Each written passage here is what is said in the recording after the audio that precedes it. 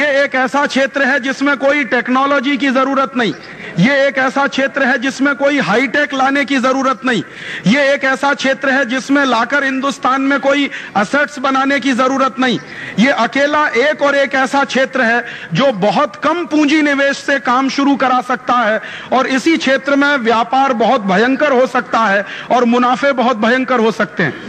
आप तो स्वयं जानते हैं, आप LIC में काम करते हैं। LIC जब शुरू हुआ 1956 में भारत में, तो 5 करोड़ रुपए की पूंजी से यह व्यापार शुरू हुआ था, और 5 करोड़ की पूंजी निवेश करके भारत सरकार ने जो लाइफ इंश्योरेंस कॉरपोरेशन बनाया, आज उसमें हिंदुस्तान के लोगों ने अपना विश्वास प्रदर्शित करके 1,25,000 करोड़ रुपए की पूंजी जमा की हुई है। इस बात का अर्थ जरा गहराई से समझिए कि जो व्यापार हमारे देश में 5 करोड़ रुपए से शुरू हुआ, माने 5 करोड़ रुपए के इनिशियल पेड अप कैपिटल पर LIC का काम शुरू हुआ, और आज उस LIC के पास फंड्स के रूप में हिंदुस्तान के लोगों ने अपना विश्वास प्रदर्शित करते हुए 1,25,000 करोड़ रुपए दे रखा है जो आपके पास जमा है। इसका अर्थ यह है कि हिंदुस्तान के लोगों के मन में बचत करने की बड़ी भारी मन में संकल्प शक्ति है। ये इस बात का प्रमाण है कि हिंदुस्तानी आदमी बचत करता है और अपने किए गए खून पसीने की कमाई के बचत को आपके पास रखता है। और आप भी क्या करते हैं, क्योंकि आप इस राष्ट्र के लिए बने हैं और ये राष्ट्र आपका है, आप इस राष्ट्र के हैं, तो आपके पास जो इस तरह की बचत आती है वो आप हिंदुस्तान के ही विकास के काम में लगाते हैं। मैं देख रहा था कि इसी LIC ने हिंदुस्तान के विकास के काम में विद्युत के क्षेत्र में 10,000 करोड़ रुपए का निवेश किया है, और इसी तरह से पानी के क्षेत्र में, माने हिंदुस्तान के लोगों को पीने का पानी उपलब्ध हो उसके लिए 10-12 हजार करोड़ रुपए का पूंजी निवेश, गृह के काम के लिए, हाउसिंग के काम के लिए। मैं कुल मिलाकर देख रहा था कि हिंदुस्तान की सामाजिक सेवाओं को बढ़ाने के लिए LIC ने लगभग 25 से 30 हजार करोड़ रुपए का इन्वेस्टमेंट अभी तक किया। माने लोगों की कुल जमा पूंजी आपके पास 1.25 लाख करोड़ है, और वही जो पूंजी लोग जमा करते हैं उसी में से आपने अब तक लगभग 30,000 करोड़ रुपए का इन्वेस्टमेंट किया है, जो देश के लोगों को सुविधाएं देने के लिए है, उनको बिजली की सुविधाएं देने के लिए, पानी की सुविधाएं देने के लिए। इसका माने यह है कि LIC जैसी कंपनियां या GIC जैसी कंपनियां या सर्विस सेक्टर की हिंदुस्तानी कंपनियां इसी देश के विकास के काम में अपना पैसा लगाती हैं। और मैंने यह भी जाना और मुझे बहुत खुशी हुई कि आप जितना मुनाफा कमाते हैं उसमें से सिर्फ 5% भारत सरकार को जाता है, 95% मुनाफा आपके जो पॉलिसी धारक हैं उन्हीं में बट जाता है। तो जो कंपनियां 95% अपने मुनाफे का पूंजी धारकों में बंटवारा करती हों, ऐसी कंपनियों के क्षेत्र में अगर विदेशियों को घुसाया जाएगा तो आप सोचिए कि क्या होगा इस देश का। जो मुझे सबसे बड़ी चिंता होती है कि बीमा के क्षेत्र में अगर विदेशी कंपनियों को घुसाया भारत सरकार ने, तो हमारे देश की जनता की ये खून पसीने की कमाई की जो पूंजी है, जिसको हम डोमेस्टिक सेविंग्स कहते हैं, ये डोमेस्टिक सेविंग्स हिंदुस्तान के लोगों की जो आपके पास रखी हुई है, दुर्भाग्य से ये सारी की सारी डोमेस्टिक सेविंग्स अगर विदेशियों के हाथ में चली गई, तब हिंदुस्तान के विकास के लिए पैसा कहां से आएगा। आप जानते हैं कि दुनिया के जिन देशों ने भी सच्चा विकास किया है वो अपने देश की घरेलू बचत को ध्यान में रखकर किया है। आप दुनिया के किसी भी विकसित देश का उदाहरण लीजिए, जैसे चीन का उदाहरण लीजिए। चीन ने आज तक 50 साल में जितनी भी तरक्की की है, उस तरक्की में सबसे बड़ा योगदान चीन के लोगों के घरेलू बचत का रहा है, डोमेस्टिक सेविंग्स का रहा है। आज दुनिया में अगर कोई एक और एक देश ऐसा है जहां पर डोमेस्टिक सेविंग्स सबसे ज्यादा है, तो उसका नाम है चीन। चीन का एक साल का जो सारा का सारा GDP होता है, जो ग्रॉस डोमेस्टिक प्रोडक्ट का सारा उनका वैल्यू होता है, उसका 36% वहां सेविंग्स होती हैं। तो चूंकि उन्होंने अपने जो उत्पादन हो रहा है पूरे राष्ट्र में चीन के, वहां की उत्पादन के 36% तक के स्तर तक उन्होंने घरेलू बचत बनाई है और उस बचत ने चीन का विकास करने में महत्वपूर्ण भूमिका निभाई है। तो हम हिंदुस्तानी लोगों को यह बात गंभीरता से समझनी चाहिए कि कल को हमें भी अगर स्वावलंबी विकास करना हो, स्वदेशी आधारित विकास करना हो, तो यही घरेलू बचत है जो हमारे देश के काम में आ सकती है। कोई विदेशी कंपनी हमारा विकास करने के लिए नहीं आ सकती। हम हमारी पूंजी से ही अपने देश का विकास कर सकते हैं। आप जान लीजिए, दुनिया भर का नियम है कि आपका घर बनाने के लिए कोई विदेशी नहीं आएगा। आपको अपना घर बनाना है तो अपने अभिक्रम से, अपनी ताकत से बनाना होगा। ये विदेशी कंपनियां जो आएंगी वो भारत का विकास करने के लिए नहीं आएंगी। ये विदेशी कंपनियां आएंगी वो भारत से संपत्ति लूट कर ले जाने के लिए आएंगी। वो भारत का विकास करने नहीं आएंगे, वो अपना विकास करने के लिए इस देश में आएंगे। और उनको दिखाई दे रहा है कि यह बीमा का क्षेत्र इतना लाभ देने वाला क्षेत्र है कि बहुत कम पूंजी निवेश पर इसमें इतना भयंकर मुनाफा हो सकता है। आज LIC का कुल मुनाफा साल का 30-35 हजार करोड़ रुपए के आसपास है। तो अमेरिकन कंपनियों को यह दिखाई दे रहा है कि 5 करोड़ रुपए के पूंजी निवेश से LIC नाम की कंपनी हिंदुस्तान में 40 साल के अंदर अगर 30-35 हजार करोड़ रुपए का कुल मुनाफा कमा सकती है, कुल आय अपनी दिखा सकती है, तो अमेरिकन कंपनियां इस क्षेत्र में अगर घुस गईं तो कितने हजार करोड़ रुपए का मुनाफा उनको हो सकता है। इस दृष्टि से अमेरिकन और यूरोपियन कंपनियां हिंदुस्तान में घुसना चाहती हैं। और दुख मुझे इस बात का है कि हमारे ही देश के नेता उनको इस काम में मदद कर रहे हैं और हिंदुस्तान में घुसाने के लिए रास्ता बनाने जा रहे हैं और संसद में एक ऐसा विधेयक लेने जा रहे हैं जो विधेयक के आधार पर हिंदुस्तान में विदेशी बीमा कंपनियों के लिए रास्ता खुलेगा और विदेशी लूट का एक नया अध्याय इस देश में और बड़े पैमाने पर शुरू हो जाएगा। इसलिए यह गंभीर बात है हम सबको सोचने के लिए। और मुझे यह लगता है कि आज हमने अगर पूरी ताकत लगाकर इस तरह की चीजों को नहीं रोका तो कल जानते हैं क्या होगा। आज वो बीमा के क्षेत्र में घुस रहे हैं, कल बैंकों के क्षेत्र में घुसेंगे, फिर शिक्षा के क्षेत्र में घुसेंगे, फिर स्वास्थ्य के क्षेत्र में घुसेंगे, फिर दुकानदारी के क्षेत्र में भी घुस जाएंगे, फिर छोटी मोटी जितनी सेवाएं हिंदुस्तान में है सब में विदेशी घुस जाएंगे। एक तरफ तो पूंजी के क्षेत्र में घुस चुके हैं, वो शेयर बाजार में तो घुस ही चुके हैं विदेशी, अब सेवा के क्षेत्र में घुसने की तैयारी है, वस्तुओं के क्षेत्र में सरकार उनको घुसा ही रही है। और मुझे जो दुख होता है ये जानते हुए कि अगर ये सारे के सारे क्षेत्र विदेशियों के हाथ में ही चले जाएंगे तो हम हिंदुस्तानियों को फिर क्या करने के लिए बचेगा। ये हम सबके लिए एक गंभीर प्रश्न है और ये हमारे अस्तित्व से जुड़ा हुआ प्रश्न है, ये हमारे हिंदुस्तान के अस्तित्व से जुड़ा हुआ प्रश्न है, राष्ट्र की अस्मिता के साथ जुड़ा हुआ सवाल है, राष्ट्र की आर्थिक आजादी के साथ जुड़ा हुआ सवाल है, राष्ट्र की संप्रभुता के साथ जुड़ा हुआ सवाल है। मैं बहुत बार इन नेताओं से मिलता रहता हूं और कभी कभी मैं इनसे पूछता हूं कि आप जब कुर्सी पर नहीं होते हैं तब बड़ी बड़ी बातें करते हैं और कुर्सी पर बैठते ही आपकी हवा क्यों निकल जाती है, आप ये उल्टे काम करना क्यों शुरू करते हैं। तो अक्सर ये नेता आप मुझको क्या जवाब देते हैं, वो कहते राजीव भाई आप तो जानते ही हैं कि पुरानी सरकारों ने बहुत सारे समझौते कर रखे हैं, 1994 की सरकार ने गेट करार का समझौता कर दिया, अब हमारी मजबूरी ये है कि हमें वही समझौता हिंदुस्तान में आगे बढ़ाना है। और मैं फिर उनको एक सवाल और पूछता हूं कि अच्छा अगर यही बात है कि पुरानी सरकार ने एक समझौता किया जिसका नाम गेट करार का समझौता या डंकल प्रस्ताव या WTO का एग्रीमेंट, और हम मानते हैं कि वो गलत समझौता था और आप भी उसी गलत समझौते को आगे बढ़ा रहे हो, तो आप में और पुरानी सरकार में फर्क क्या? क्या हम आपको इसलिए लेकर आए थे वोट देकर कि आप भी वही गलती करना जो पुरानी सरकार कर रही थी?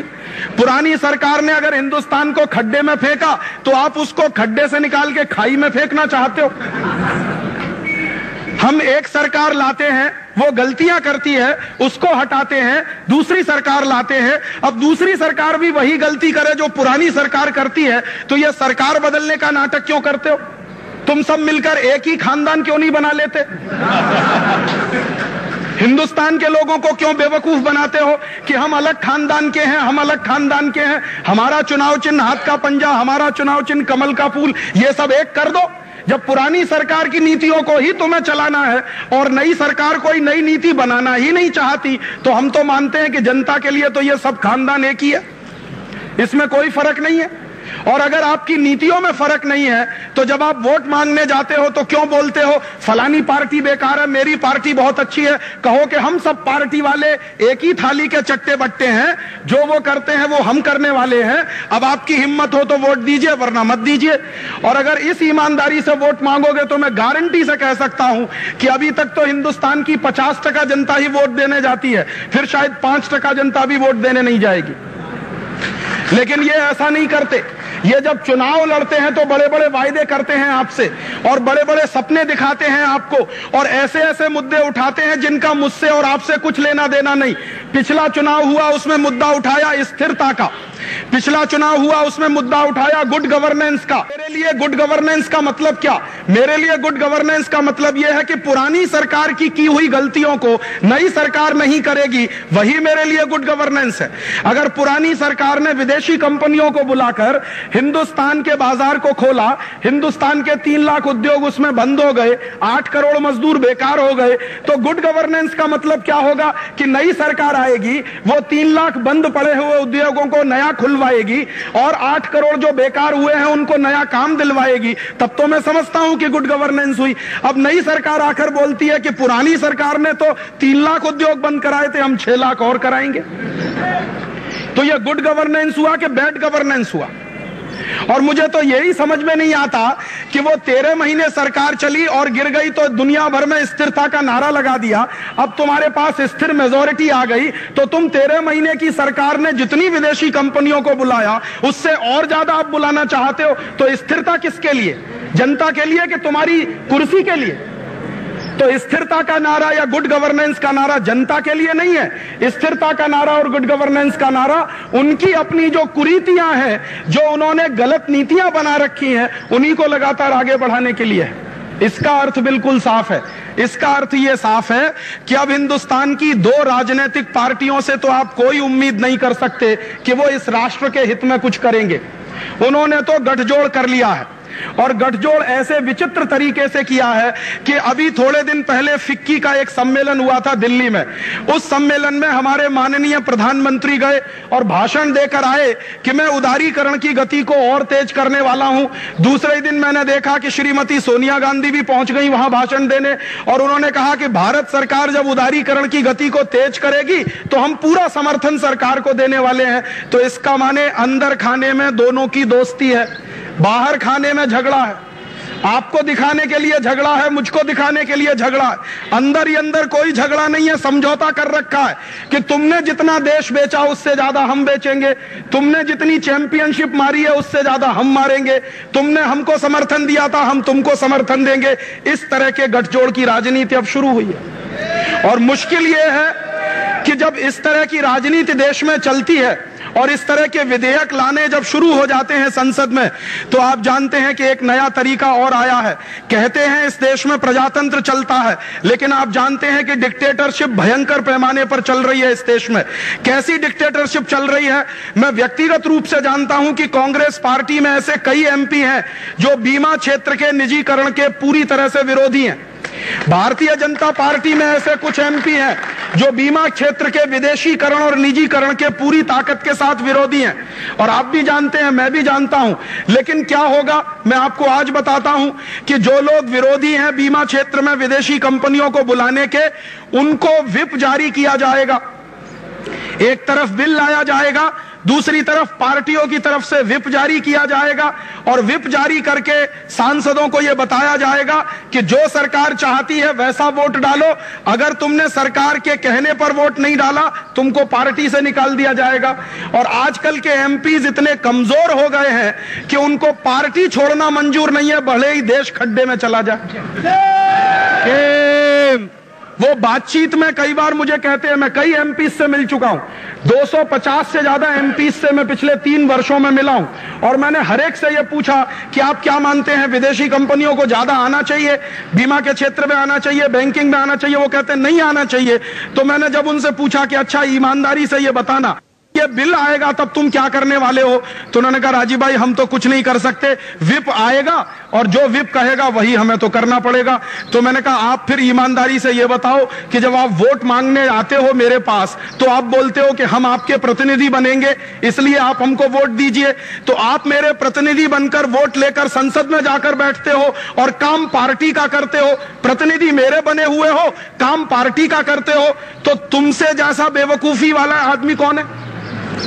मुझसे वोट मांगा, मैंने तुमको वोट दिया, 6-7 लाख की आबादी का आप रिप्रेजेंटेशन करते हैं, तो आपकी जिम्मेदारी वो 6 लाख वोटर के प्रति है या एक पार्टी के अध्यक्ष के प्रति है? आप बताइए।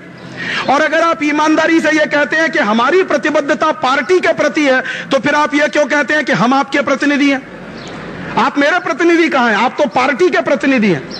और दुर्भाग्य हम सबका यह है कि ये सारे के सारे एमपीज जब संसद में जाकर बैठते हैं तो इनको जितनी पगार मिलती है वो जनता के प्रतिनिधि के रूप में मिलती है, इनको जितनी सुविधाएं मिलती हैं वो जनता के प्रतिनिधि के रूप में मिलती हैं, इनको जितनी और दूसरी तरह की सेवाएं मिलती हैं वो जनता के प्रतिनिधि के रूप में मिलती हैं, लेकिन काम ये जनता के प्रतिनिधि के रूप में नहीं करते। दुर्भाग्य मुझे ये कहना पड़ता है कि ये सब सांसद पार्टियों के बंधुआ मजदूर हो गए। बॉन्डेड लेबर होता है ना, वो मालिक की इच्छा के अलावा कुछ नहीं कर सकता, वैसे ही बॉन्डेड लेबर हमारे ये सब सांसद हो गए। एक तरफ मानते हैं सिद्धांत रूप में कि आपकी बात बराबर है, लेकिन संसद के अंदर जब उसके विरुद्ध वोट डालने की बात आती है तो वो कहते हैं कि ये हमारी क्षमता के बाहर है क्योंकि पार्टी का विप जारी हो गया। आप जान लीजिए ये पार्टियों ने विप जारी करने की जो परंपरा बनाई है ये हिंदुस्तान को डिक्टेटरशिप की तरफ ले जाने की निशानी है, हिंदुस्तान को हिटलर शाही की तरफ ले जाने की निशानी है। ये हिटलर शाही यही होती है जहां कोई अपने मन की बात नहीं कह सकता, एक नेता सोचता है, एक अध्यक्ष सोचता है, एक आदमी समझौता करता है और बाकी सबको मजबूर किया जाता है कि तुम उसको मानो और उसका पालन करो। वैसे हिटलर शाही की तरफ यह देश बढ़ रहा है। जैसे जैसे विदेशी पूंजी निवेश बढ़ रहा है, जैसे जैसे विदेशी कंपनियों का प्रवेश बढ़ रहा है, वैसे वैसे हिंदुस्तान अब हिटलर शाही की तरफ बढ़ रहा है। प्रजातांत्रिक देश न रहकर अब ये एक डिक्टेटरशिप वाला देश हो गया है। अब ऐसी परिस्थिति में हमारे सामने चुनौती है और ये हमारे सामने जिम्मेदारी भी है कि हम इस लड़ाई को कैसे लड़ें। तो मेरा आपसे एक निवेदन है कि इस लड़ाई को लड़ने के 2 रास्ते हमारे सामने हैं। एक रास्ता तो ये है कि ये लड़ाई आपके अकेले की लड़ाई नहीं है, ये पूरे भारत की अस्मिता की लड़ाई है, क्योंकि मैं ऐसा मानता हूं कि बीमा के क्षेत्र में, सेवा के क्षेत्र में, बीमा के क्षेत्र में, बैंकिंग के क्षेत्र में, इस सारे के सारे क्षेत्र में विदेशी पूंजी का आना हिंदुस्तान की अस्मिता का चला जाना, यह सीधा सीधा उससे जुड़ा हुआ। और आप जानते हैं हमारे देश में एक अमेरिकन राजदूत हुआ करते थे, उनका नाम था फ्रैंक विजनर। आज तो वो चले गए यहां से, अब दूसरे एक अमेरिकन राजदूत हैं, लेकिन फ्रैंक विजनर ने 1994 के साल में एक बड़ी गंभीर बात कही थी, वो मैं आपको सुनाना चाहता हूं। और उस एक बात को सुनकर आप कल्पना करिए कि अमेरिका की योजना क्या है। फ्रैंक विजनर ने 1994 के साल में दिल्ली में एक सभा में यह बोला कि अमेरिका की पूंजी निवेश करने वाली जो बीमा की कंपनियां हैं, माने अमेरिका के सर्विस सेक्टर की जो कंपनियां हैं, वो जिस दिन भारत में घुस जाएंगी उस दिन अमेरिकन पूंजीपतियों का सारा प्रभुत्व हिंदुस्तान पर छा जाएगा। और उसने ये बात बहुत स्पष्टता से कही कि अमेरिकन बीमा कंपनियां, वो चाहे एलआईसी में हो, लाइफ इंश्योरेंस में हो या जनरल इंश्योरेंस में हो, अमेरिका की बीमा कंपनियां अमेरिकन पूंजीवाद का और अमेरिकन साम्राज्यवाद का झंडा उठाने वाली कंपनियां हैं। आप जरा गौर करिए फ्रैंक विजनर के शब्दों को। उसने कहा कि अमेरिका की बीमा कंपनियां अमेरिकन साम्राज्यवाद का झंडा लेकर चलने वाली कंपनियां हैं, और जिस देश में अमेरिका की बीमा कंपनियां या सेवा क्षेत्र की कंपनियां जम जाती हैं, उन्हीं देशों में अमेरिकन साम्राज्यवाद का झंडा गड़ जाता। इसका माने क्या हो रहा है? अब अमेरिकन साम्राज्यवाद का झंडा गाड़ने के लिए हिंदुस्तान की जमीन को खोला जा रहा है। इसलिए ये मैंने कहा आपसे कि ये आपकी अकेले की लड़ाई नहीं है, ये संपूर्ण भारत की अस्मिता की लड़ाई है, हमारी आर्थिक आजादी को बचाने की लड़ाई है, हमारी राष्ट्रीय संप्रभुता को बचाने की लड़ाई है। और अगर ये लड़ाई हिंदुस्तान की अस्मिता की लड़ाई है तो ये आपकी अकेले की नहीं, हिंदुस्तान के करोड़ों लोगों की, प्रजा की जिम्मेदारी है कि वो इस क्षेत्र को बचाने के लिए पूरी ताकत से संघर्ष करें। जिन लोगों ने हमारे LIC या GIC में पूंजी निवेश किया है, आपकी पॉलिसीज खरीदी हैं, जिन लोगों ने 1,25,000 करोड़ रुपए का इन्वेस्टमेंट किया है एक तरह से आपके सेक्टर में, उनकी भी जिम्मेदारी बनती है कि वो इस क्षेत्र को बचाने के लिए संघर्ष करें। तो मुझे ऐसा लगता है कि अब हमें रणनीति दो तरह की बनानी होगी। एक तो रणनीति ये बनानी होगी कि व्यापक समाज के हिस्से को कैसे इस आंदोलन में जोड़ा जाए। हम अकेले इस आंदोलन को नहीं लड़ेंगे, अगर आप अकेले लड़ेंगे तो मुश्किल में फंसेंगे। आपको बाकी सब लोगों को साथ लेकर ये आंदोलन में चलना होगा। बीमा के क्षेत्र के लोगों को शामिल कराना होगा, बैंकों के क्षेत्र के लोगों को शामिल कराना होगा, शिक्षा क्षेत्र के लोगों को इसमें शामिल करना होगा, व्यापार क्षेत्र के लोगों को इसमें शामिल करना होगा, गरीब किसान को इसमें बुलाना होगा, गरीब मजदूर को इसमें शामिल कराना होगा। हिंदुस्तान के करोड़ों करोड़ों के समाज का प्रतिनिधित्व इस आंदोलन में अगर होगा तो निश्चित रूप से हम ये काम कर सकेंगे। और मैं इस खातरी के साथ, इस विश्वास के साथ कह सकता हूं कि हम इसको जीतेंगे। एक दूसरा काम हम और कर सकते हैं, और वो काम हमारे आजादी बचाओ आंदोलन ने अपने हाथ में उठाया। इस पूरी लड़ाई में हम आपके साथ कंधे से कंधा मिलाकर लड़ने के लिए तैयार हैं। जब राजीव जी आप आगे बढ़ो, हम तुम्हारे साथ हैं। राजीव जी आप आगे बढ़ो, हम तुम्हारे साथ। राजीव दीक्षित आगे बढ़ो, राजीव दीक्षित आगे बढ़ो, राजीव दीक्षित आगे बढ़ो, राजीव जी आप आगे बढ़ो। एक तो हम अपनी तरफ से आपको वायदा करते हैं कि पूरी तरह से कंधे से कंधा मिलाकर इस लड़ाई में हम आपके साथ हैं। तो आप पूछेंगे हम आपकी क्या मदद कर सकते हैं। आप जो आंदोलन कर रहे हैं, और मुझे जानकारी है और बहुत खुशी है कि आप लोगों ने, बीमा क्षेत्र के कर्मचारियों ने एक स्वाक्षरी मुहिम चलाया था, हस्ताक्षर लेने का मुहिम चलाया था, और मुझे बहुत खुशी है कि 1.5 करोड़ से ज्यादा हस्ताक्षर पूरे हिंदुस्तान से इकट्ठे होकर संसद में भेजे गए। इसके लिए मैं आप सबको अभिनंदन देना चाहता हूं। जिस तरह का आपने हस्ताक्षर अभियान शुरू किया, वैसा ही एक हस्ताक्षर अभियान हम आजादी बचाओ आंदोलन की तरफ से चला रहे हैं। आपका जो हस्ताक्षर अभियान था उसमें बीमा के क्षेत्र को बचाने की बात कही गई है। हम लोगों ने भी इसी तरह का हस्ताक्षर अभियान शुरू किया है, और संपूर्ण हिंदुस्तान के सभी क्षेत्रों को बचाने की बात हम उसमें कर रहे हैं। हिंदुस्तान के 35 लाख लोगों से हम स्वाक्षरी अभी तक ले चुके हैं, 65 लाख से हम और लेने वाले हैं। जिस दिन हमको 65 लाख और लोगों की स्वाक्षरी मिलेगी, हस्ताक्षर मिलेंगे, तो 1 करोड़ लोगों के हस्ताक्षर लेकर हम भी यही करने वाले हैं जो आपने किया। आपके 1.5 करोड़ हस्ताक्षर ने भारत सरकार पर काफी दबाव बनाया है, और संसद के ऊपर बहुत दबाव बनाया है। जिस दिन वो हस्ताक्षर सौंपे गए थे, मैं उस दिन दिल्ली में था, ट्रक में भर भर के जब वो हस्ताक्षर संसद के गेट पर ले जाकर रखे गए तो बहुत सारे सांसदों के होश उड़ गए जो विदेशी कंपनियों का समर्थन करते हैं, और उन्होंने ये बोलना शुरू कर दिया कि अब स्वदेशी वालों की बात ताकत ले रही है, उनकी ताकत अब धीरे धीरे बढ़ रही है। तो उस हस्ताक्षर अभियान ने एक जोरदार अभियान चलाया और दबाव बनाया। अब उसी दबाव को और गहरा करने के लिए हम लोगों ने 1 करोड़ का हस्ताक्षर लेकर एक अभियान शुरू किया है, और बहुत जल्दी हम सरकार को देंगे। हमारी बात बिल्कुल दो टूक है, सीधी सीधी है कि ये बीमा के क्षेत्र में ही नहीं, पूरे सेवा के क्षेत्र में जो निजीकरण और विदेशीकरण की बात है, वस्तुओं के क्षेत्र में जो विदेशीकरण निजीकरण की बात है, वो सब की सब एक साथ हिंदुस्तान में रद्द की जानी चाहिए। जिन नीतियों को संसद ने बनाया है पिछले 7-8 वर्षों में, संसद उन नीतियों को वापस ले। ये हिंदुस्तान के 1 करोड़ लोगों का जनादेश है। हम ये भाषा बोलने वाले हैं। जो लोग अपना हस्ताक्षर दे रहे हैं, स्वाक्षरी दे रहे हैं, वो सरकार को जनादेश दे रहे हैं, क्योंकि हम सरकार के मालिक हैं, सरकार हमारी नौकर है। हमारे दिए गए वोट पर सरकार बनती है, माने हम मालिक हैं, सरकार नौकर है। तो नौकर बिना मालिक की अनुमति के कोई काम नहीं कर सकता, और अगर ऐसा नौकर कोई आ जाए जो मालिक की अनुमति के बिना काम करता है तो कान पकड़ के ऐसे नौकर को बाहर निकाल दिया जाता है, आप जानते हैं। तो वो 1 करोड़ लोगों के हस्ताक्षर लेकर हम संसद में जाएंगे, सरकार को समझाएंगे। सरकार ने हमारी बात समझी तो बहुत अच्छा, नहीं समझी तो वो 1 करोड़ लोगों का हस्ताक्षर लेकर हम सुप्रीम कोर्ट जाएंगे और ऐसे जितने भी विधेयक पारित होंगे उनके खिलाफ स्टे लेकर आएंगे।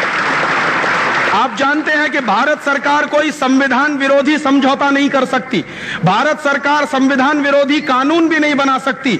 दुर्भाग्य से सेवा के क्षेत्र में जो विदेशी कंपनियों को बुलाने के कानून है, ये सब संविधान विरोधी हैं और हमारे राष्ट्र विरोधी हैं। हम सुप्रीम कोर्ट में ये सिद्ध करेंगे और सुप्रीम कोर्ट की मदद से कहेंगे कि सरकारों को आदेश दिया जाए कि वो इन कानूनों को रद्द करने के लिए कोई भूमिका अपनाए।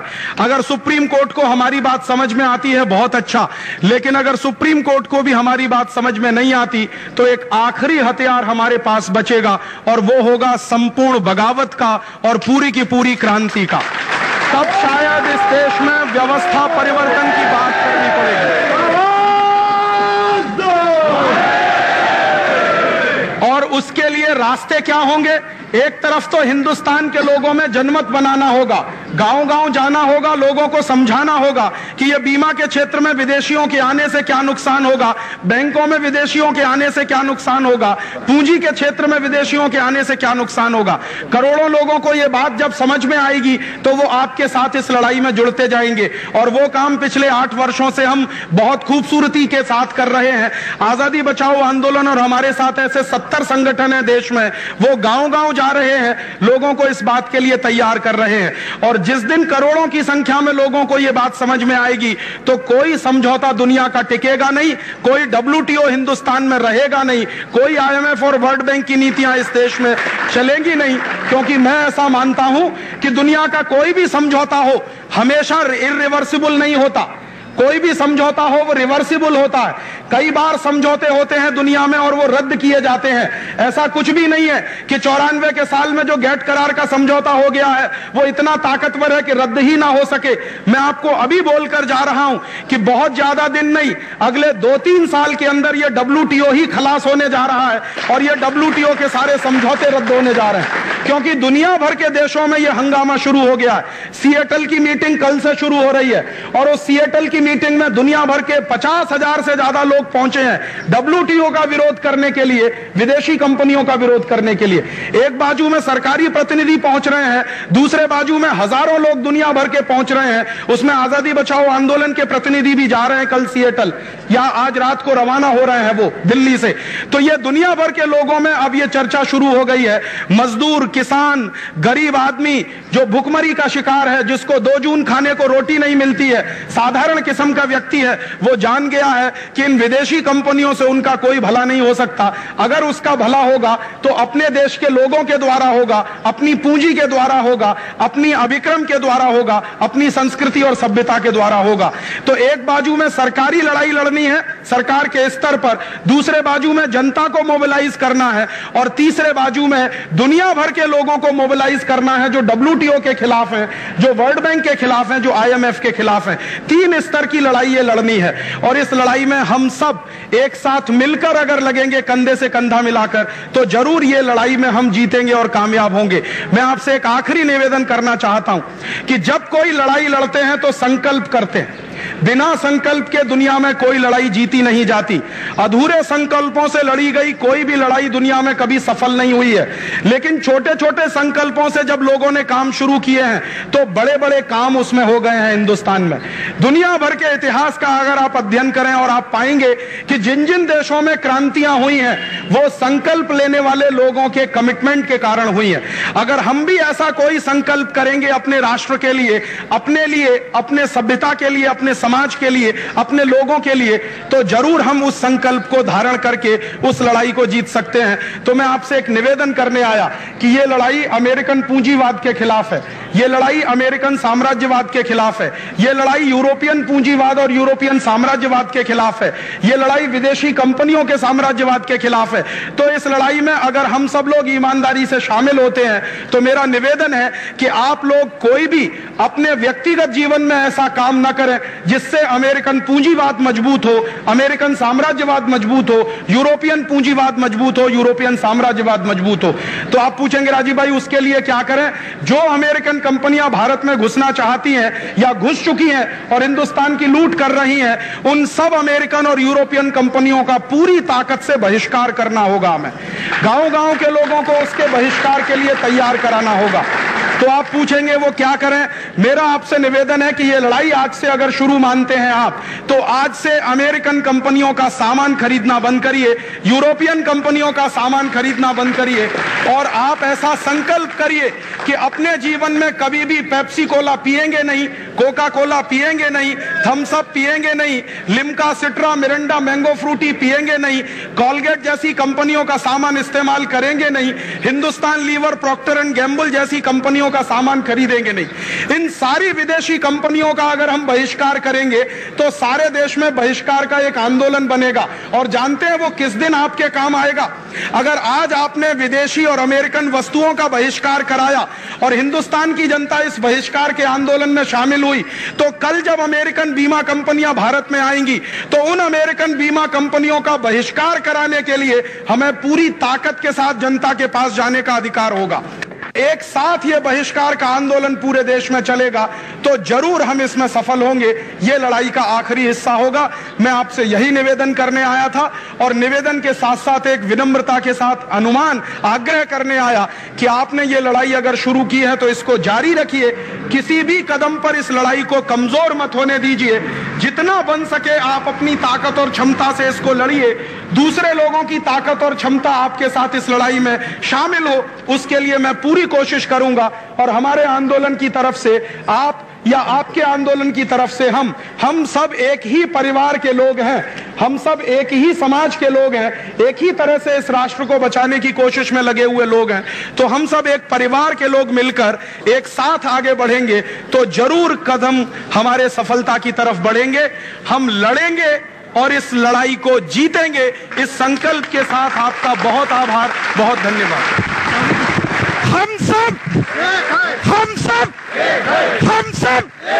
हम सब